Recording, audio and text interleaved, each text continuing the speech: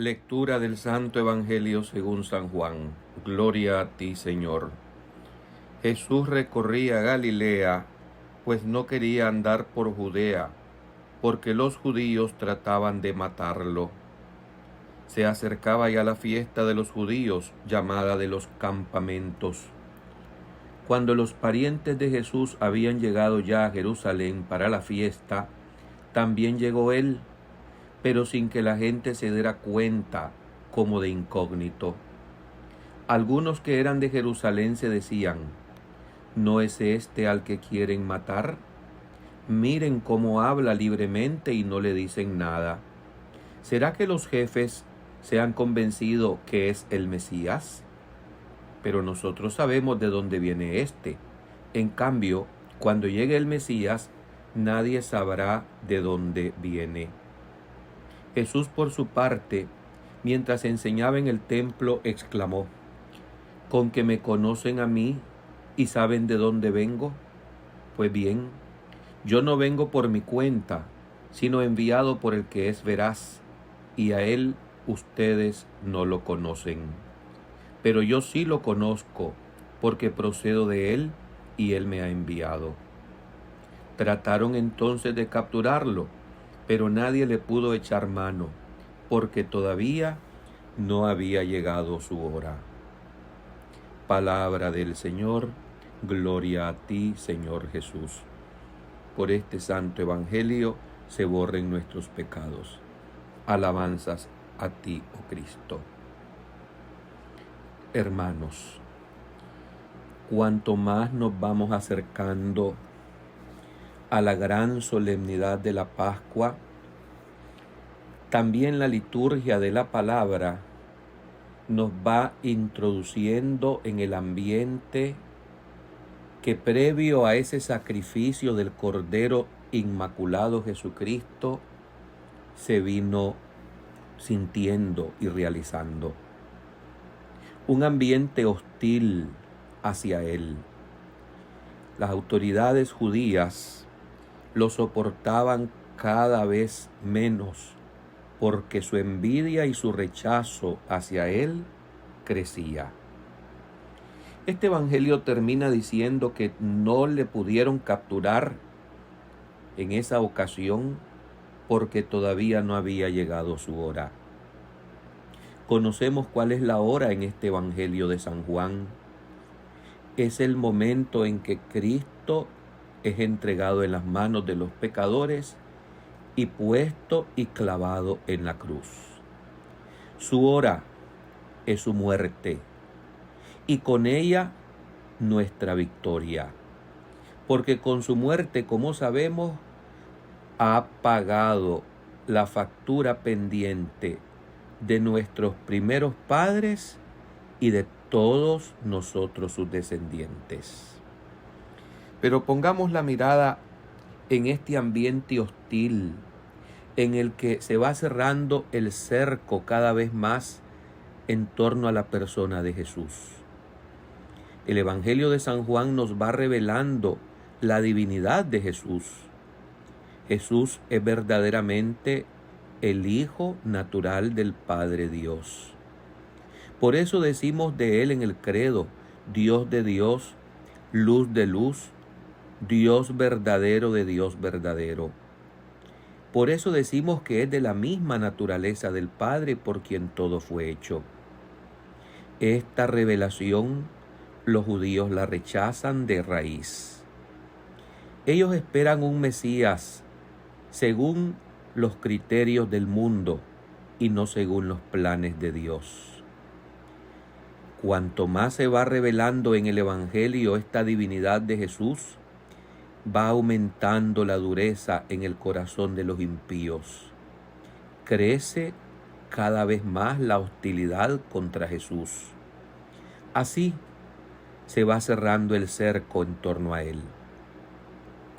Cuando a Jesús lo apresan y lo llevan, como decimos, de Herodes a Pilatos, de Anás a Caifás, comienzan las acusaciones en su contra. Leyendo yo ya este preámbulo, podemos decir, de semejante juicio contra el inocente, considero lo siguiente. ¿Cuáles son las acusaciones que encima de la mesa hicieron los líderes religiosos judíos para deshacerse de Jesús porque le tenían envidia? Eran las siguientes. Repito, acusaciones encima de la mesa, es decir, que todos podían escuchar, aun cuando habían contratado acusadores falsos, que era blasfemo, que violaba el sábado, que solivianta al pueblo y que se hace igual a Dios. Estas eran las acusaciones, repito, que bajo sus argumentos dictaron sentencia para matar a Jesús. Pero ¿cuáles eran las verdaderas intenciones y acusaciones que tenían aquellos fariseos, sumos sacerdotes, jefes del pueblo, escribas contra Jesús? Las verdaderas acusaciones las profetizó la primera lectura del libro de la sabiduría de este día. Y las vamos a enumerar, tratando de traer aquí y ahora ante nuestra persona si estas razones se siguen aplicando vilmente y calumniosamente contra los inocentes. Y eran las siguientes.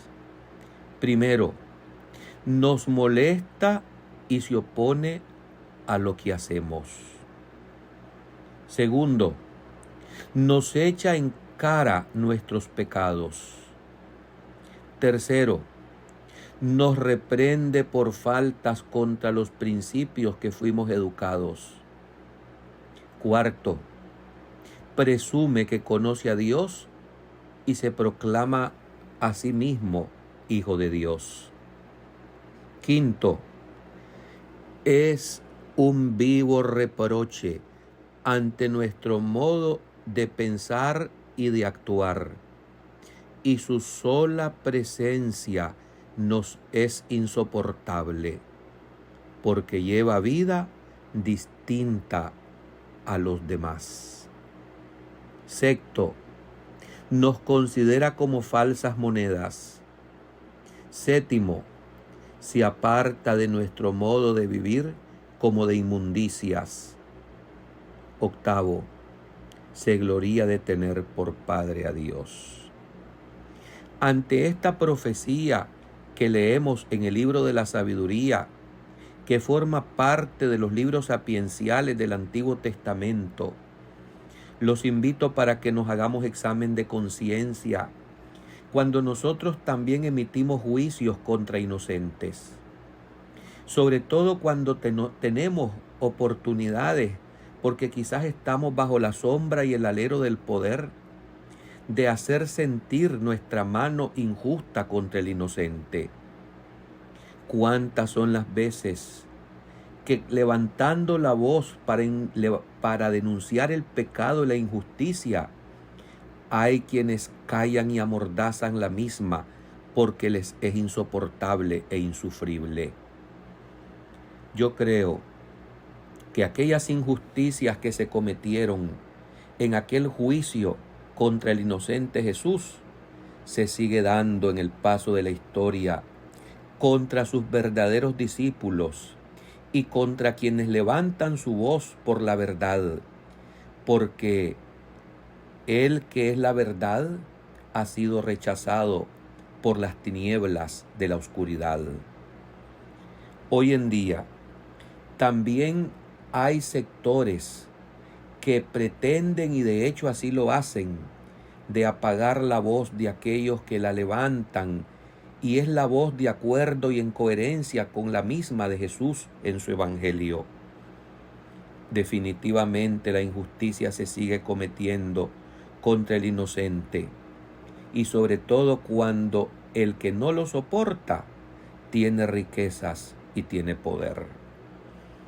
Jesús enseñaba y nada lo detenía ni lo arredraba. Jesús sabe perfectamente lo que se le viene encima por predicar la verdad. Sabe de ese juicio injusto que contra todas las agravantes del derecho le va a llevar hasta la muerte y muerte de cruz por nosotros. El pecado de la ceguera, el pecado de la soberbia, se sigue dando y se contagia como un virus sumamente peligroso, sobre todo cuando el mundo nos va promoviendo y nos va levantando en carrerismos lejos de Jesús. Tengamos sumo cuidado, porque podemos decir y argumentar algunas razones para perseguir al inocente, porque podemos excusarnos de mil maneras diciendo que tenemos la razón, cuando la verdad en el corazón sabemos que no es así.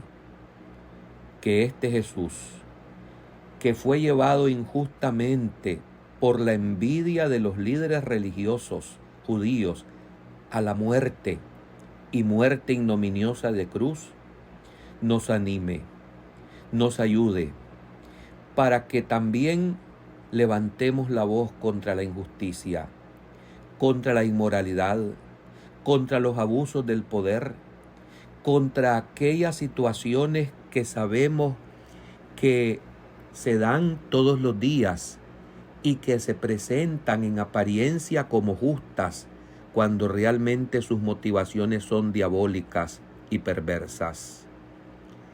Cuanto más vivamos el Evangelio de Jesús, cuanto más exista coherencia en nuestras palabras y en nuestro modo de vida, así se solidificará nuestra autoridad moral. Y no lo dudemos, seremos un vivo reproche ante el modo de pensar de aquellas personas que viven como hijos de la oscuridad y en las tinieblas. Solo la actitud de la verdad, de la justicia y del auténtico amor a Dios que nos impulsa y nos lleva a una vida recta y santa, inmediatamente suscita odios, persecuciones, conspiraciones, hasta llegar a hechos de pecado terrible contra el inocente. Que esta Cuaresma nos hagamos examen de conciencia en qué partido estamos. Si estamos con Cristo o estamos contra Cristo. Amén.